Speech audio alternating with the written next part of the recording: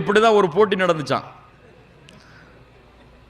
கணவனுக்கு மனைவிக்கு பயப்படாத கணவர்கள் எல்லாம் இந்த லைன்ல வந்து நில்லுங்க, யார் பயப்படுறாங்களோ அவங்க மட்டும், பயப்படுறவங்க எல்லாம் லைன்ல வாங்க, பயப்படாதவங்க எல்லாம் இன்னொரு லைன்ல நில்லுங்கன்னு சொல்லி, இப்போ அந்த கூட்டத்தில் இருந்த எல்லாருமே மனைவிக்கு நாங்கள் பயப்படுறோம் அப்படின்னு ஒரு லைன்ல வந்து நின்ட்டாங்க. ஒத்துக்கிறோம், நாங்கள் நீ வீடியோ காமிச்சிடாதீங்க, அப்போ எங்கள் வீட்டுக்கு போனால் நிலைமை வேற மாதிரி ஆயிரும், நாங்கள் நின்றுக்கிறோம் அப்படின்னு ஒரு லைனில் நின்ட்டாங்க. நாங்கள்லாம் பயப்படுற கூட்டம்னு சொல்லி ஒரே ஒரு ஆள் மட்டும் ஓரத்தில் நின்னாராம், பயப்படாத கூட்டத்தில்.